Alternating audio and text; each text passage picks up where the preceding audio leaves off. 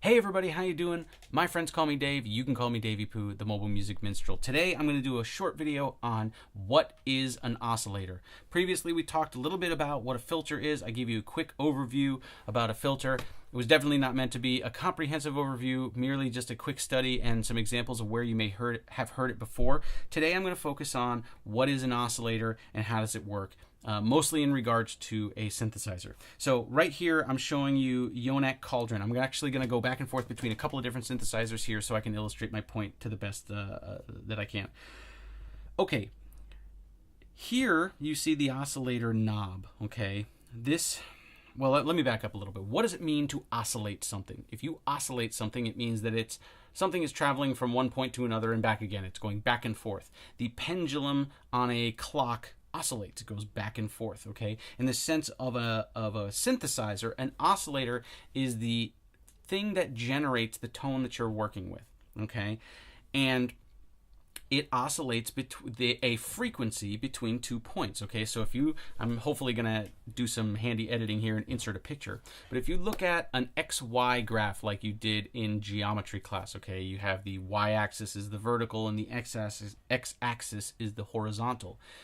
If you plot a sine wave on a graph, it'll look like this. Bing! There you go. Look at that. Isn't that beautiful? Awesome. Okay, so a sine wave is the most perfect, mathematically perfect tone that you can generate. Okay, and let's turn this down, let's turn this down, let's turn this up. I'm going to turn the frequency up, the resonance down. I'm trying to make it in, here, you know what? In it. Boop. There we go. This is a sine wave. C. Okay? This is a sine wave at A. Okay? It's a pretty plain, pretty uninteresting sound because it's very, very pure. Okay? There are different shapes of waves that you can create. The sine wave is only one of the shapes, and it's the way that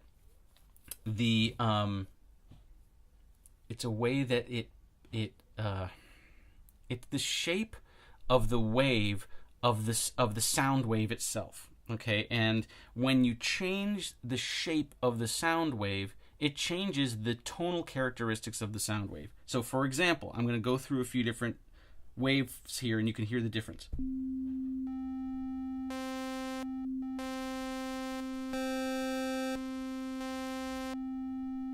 Sine, triangle, saw, what they call shark, pulse, okay? So you can hear how the tonal characteristic changes as you change the shape of the wave. There are numerous types of waves that can be included in a synthesizer, but there are some standards, the sine wave being the first. Now, I'm going to switch to another synthesizer because this is Xeon Synth, and it has a little oscilloscope up in the upper left-hand corner, and you can actually see the waveforms. So, this is what they call a triangle wave, but this is their basically their sine wave. Okay, a triangle wave has a point at the top, or more of a point at the top and the bottom. A sine wave rounds over a little more, but they're very, very similar in tone. Now watch the oscilloscope here as I change between that and what's called a sawtooth wave.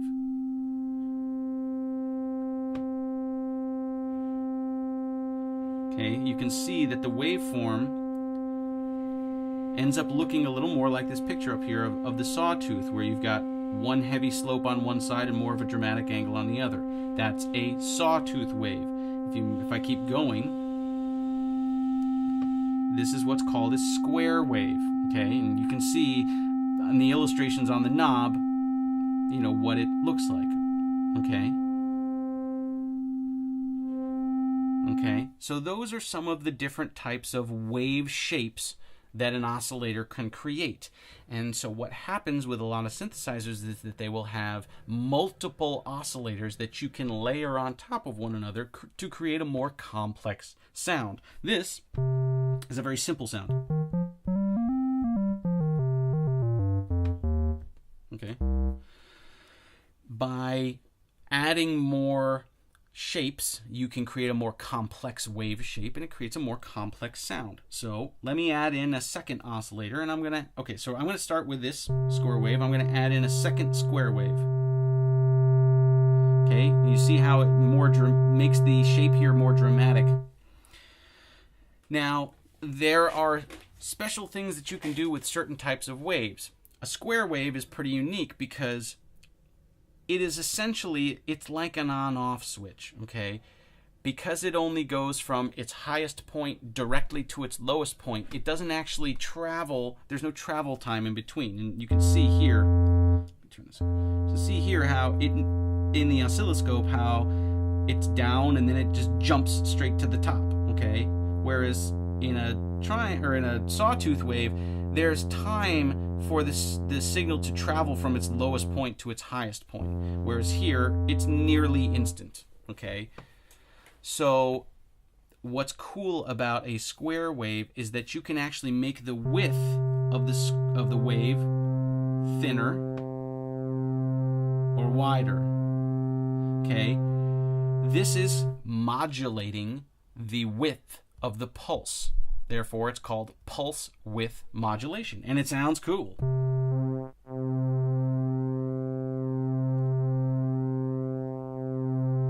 Okay, it's one of my favorite sounds. Now, you can't really do that as effectively with, say, a sawtooth wave. Okay, this synthesizer lacks the functionality to change the shape of the wave for anything other than a square wave. But it's less, the change is less dramatic if you do it with a different type of wave than if you do it with a square wave. So now, let me do another thing. I'm going to add the second square wave back. We have two square waves. Now, by blending these together and by changing the shape of one of them, we get a more interesting wave. So if you watch the little oscilloscope, so now, for one of the oscillators, I have a triangle wave. For the other one, I have a square wave. And see how the shape is interesting? Now, if I change the pulse width, oops, wrong one. Hey, look at that. I'm not doing that. I'm doing a triangle because I'm lame. Whew. I suck. Let's back up a second and try that again, shall we? Now we have a more complex wave because now we have a triangle wave and a square wave. And you can watch it change. Let's do the change again. Here it is from all square wave. It becomes more complex now that we're blending two wave shapes, okay? And you can hear the tone change also. So now, if I sweep this, you see I can get some really wacky shapes. Okay, so there you go. There's a basic introduction to what an oscillator is, okay? I hope that gives you a general introduction.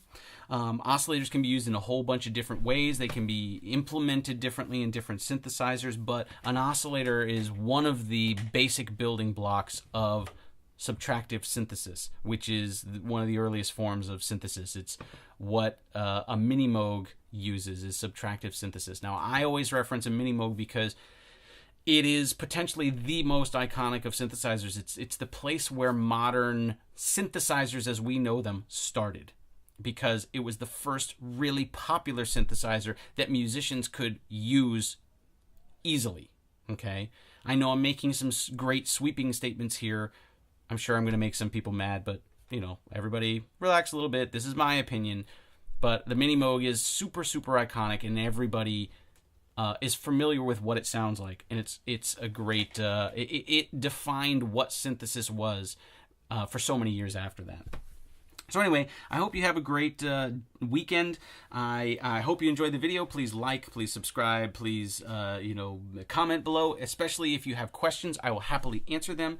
Please let me know if I misspoke anywhere. I definitely don't want to be giving misinformation. This was certainly not a comprehensive overview, but just a quick introduction to what is an oscillator and how does it work. So I hope you guys have a great time. Please check out my other channel, Tiny Lion's Big World. I have a crazy traveling homeschooling family, and we go all over the world and do nutty stuff. I'm slowly putting up videos there too, so I hope you enjoy that. Hope you like the content here. Let me know what things you like and don't like so I can cater this more towards you guys, and have a great weekend. I'll see you soon.